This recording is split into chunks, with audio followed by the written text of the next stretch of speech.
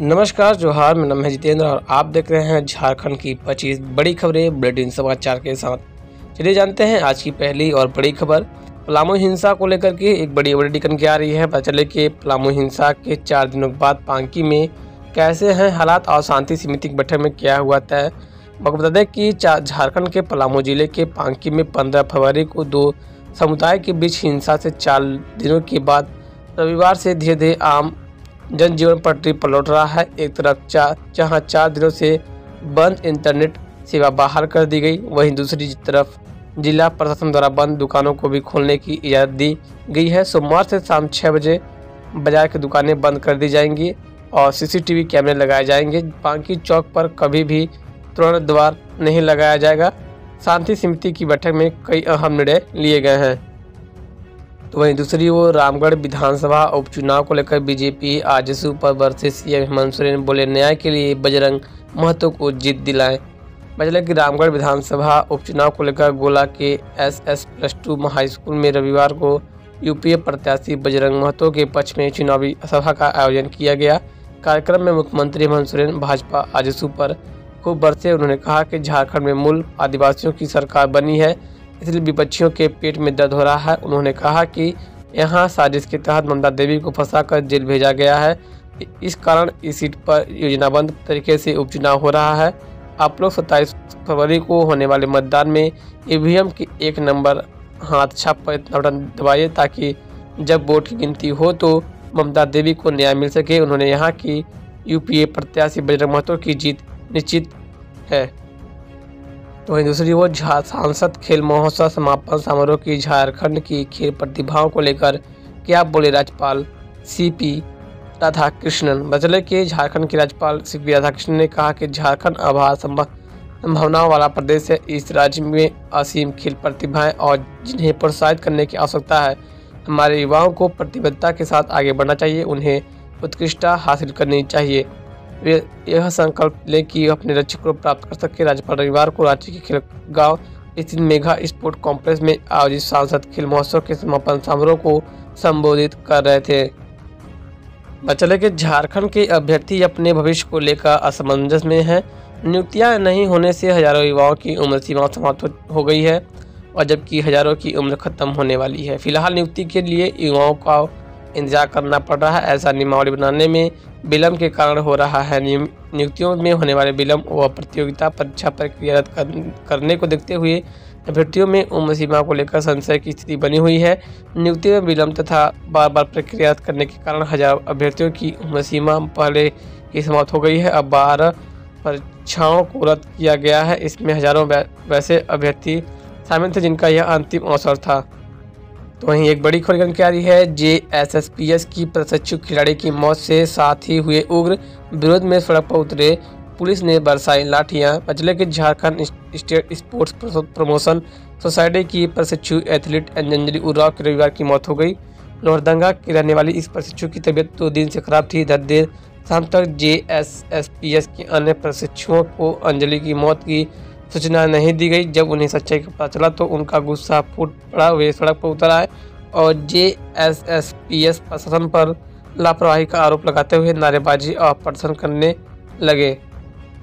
तो वहीं इन खिलाड़ियों को काबू में करने के लिए पुलिस ने लाठीचार्ज भी किया।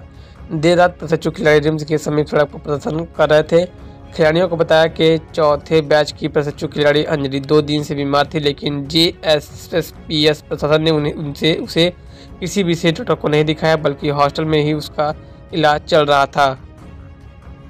तो वहीं दूसरी ओर झारखंड हाईकोर्ट के नवनियुक्त चीफ जस्टिस संजय कुमार मिश्र को राज्यपाल CP राधाकृष्णन राजभर में दिलाएंगे शपथ। बचले के झारखंड हाईकोर्ट के नवनियुक्त चीफ जस्टिस संजय कुमार मिश्र रविवार को शाम करीब 4 बजे रांची पहुंचे। बिरसा मुंडा एयरपोर्ट पर उनका स्वागत किया गया। इस दौरान एयरपोर्ट पर उन्हें गार्ड ऑफ ऑनर दिया गया। उत्तराखंड हाईकोर्ट के सीनियर जस्टिस संजय कुमार मिश्र सोमवार को झारखंड हाईकोर्ट के 14वें चीफ जस्टिस के रूप में शपथ लेंगे। राज्यपाल CP राधाकृष्णन राजभवन में उन्हें शपथ दिलाएंगे। आपको बता दें कि 13 दिसंबर 2022 को सुप्रीम कोर्ट कॉलेजियम द्वारा जस्टिस मिश्र को झारखंड हाईकोर्ट का चीफ जस्टिस बनाने की अनुशंसा की गई थी। इस संबंध में राष्ट्रपति द्रौपदी मुर्मू के हस्ताक्षर से नियुक्ति वारंट जारी कर दिया गया है। तो वहीं एक बड़ी खबर की आ रही है। एएसयूबी से आए थे 1 दर्जन उपद्रवी, विवाद के बाद घर में घुसकर युवक समेत महिला परिजनों की पिटाई की, 2 हिरासत में। जिले के जन्नातपुर थाना क्षेत्र के हिसाब स्थित विशाल नगर रोड नंबर 2 में 10 से 12 की संख्या में आए युवकों ने तन्मय सिंह नाम के युवक के घर में घुसकर जमकर मारपीट की। इस घटना में उसके घर के 2 सदस्यों के साथ मारपीट की गई। महिलाओं को भी नहीं छोड़ा गया, उनके साथ भी मारपीट हुई। घटना की सूचना जगन्नाथपुर थाने में को दी गई। सूचना पाकर पुलिस घटनास्थल पहुंची तो उन्हें देख सभी भागने लगे। हालांकि पुलिस ने खदेड़कर 2 युवकों को हिरासत में ले लिया है, जिनसे पूछताछ की जा रही है। तो वहीं दूसरी ओर गरीबों के निवाले पर डाका, पीडीएस दुकानों का फर्जीवाड़ा रोकने वाले सभी एमओ बीएसओ रिटायर्ड प्रभार के भरोसे चल रहा है पूरा सिस्टम। जिले के रांची सहित राज्यभर की पीडीएस दुकानों में गरीबों के निवालों पर डाका डाला जा रहा है। राज्य के कुल जिले में एक ही पिता पुत्र के नाम पर हजारों राशन कार्ड बनाकर तो कहीं फर्जी लाभुक के नाम पर कार्ड बनाकर गरीबों के लिए आमंत्रित अनाज की कालाबाजारी हो रही है। जिन राशन दुकानों में अनाज का वितरण किया जा रहा है, वहां 2 से 3 किलो कम अनाज देकर हकमारी की जा रही है। कई पीडीएस दुकानदार ऐसे हैं जो राशन का वितरण तो दिखा रहे हैं, लेकिन लाभुकों को अनाज नहीं मिल रहा है। तो वहीं दूसरी वो स्कूली बच्चों के निवाले में धूल कंकड़ हर्जाना भरने से बचने के लिए ठेकेदार गंदगी में ही डंप कर रहा है चावल। जिले के सरकारी स्कूलों में बच्चों के भोजन और राशन कार्डधारकों के लिए दिए जा रहे हैं चावल के साथ धूल कंकड़ पत्थर और गंदगी भी तेजी भेजी जा रही है। कुछ स्कूलों प्रबंधकों और पीडीएस दुकानदारों ने इसकी शिकायत की है। जिले के पीडीएस दुकानों तक पहुंचने वाले खाद्यान्न की चेन की पड़ताल की गई। पता चला कि एससीसीआई के अधिकारी और मॉल लोडिंग अनलोडिंग और ट्रांसपोर्टिंग का ठेका लेने वालों के गठजोड़ के कारण ऐसा हो रहा है। यह गठजोड़ बच्चों और राशन लेने वाले 19 लाख लोगों की सेहत से खिलवाड़ किया जा रहा है। तो वहीं दूसरी ओर सोनारी मरीन ड्राइव कचरा डंपिंग स्थल पर हुई मीटिंग में पहुंचे मंत्री, कहा 15 दिन में धुआं व गंदगी से निजात दिलाऊंगा। जिले के सोनारी मरीन ड्राइव कचरा डंपिंग स्थल पर रविवार को कचरे को लेकर अपार्टमेंट निवासी एवं बस्ती वासियों की एक बैठक आयोजित हुई। इस बैठक में स्थानीय विधायक सह मंत्री बन्ना गुप्ता भी बिना सूचना के आ गए, जहां लोगों ने मंत्री का स्वागत किया और उनके समक्ष अपनी बातों को रखा।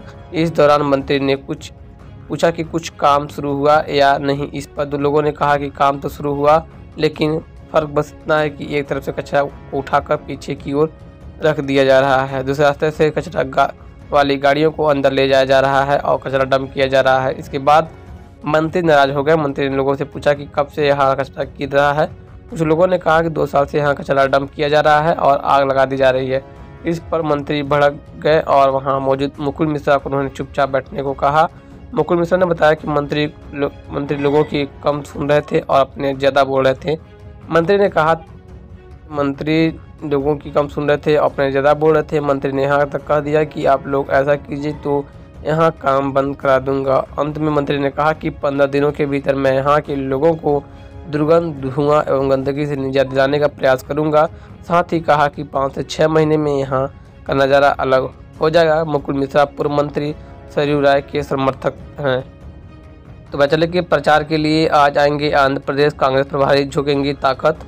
रामगढ़ विधानसभा चुनाव प्रचार कार्यक्रम में भाग लेने के लिए अखिल भारतीय कांग्रेस के महासचिव एवं झारखंड प्रभारी अविनाश पांडे सोमवार को रांची पहुंचेंगे और बिरसा मुंडा एयरपोर्ट से ही सड़क मार्ग द्वारा सीधे रामगढ़ रवाना हो जाएंगे। यह जानकारी देते हुए प्रदेश कांग्रेस का प्रवक्ता राजीव रंजन प्रसाद ने बताया कि वे अपने 2 दिवसीय कार्यक्रम के प्रथम दिन 2 बजे दिन में जिम खाना क्लब सभागार में रामगढ़ ग्रामीण एवं शहरी कार्यकर्ताओं की संयुक्त बैठक में हिस्सा लेंगे। इस बैठक में वार्ड पंचायत प्रखंड एवं बूथ कमेटी सदस्यों के साथ बैठक करेंगे।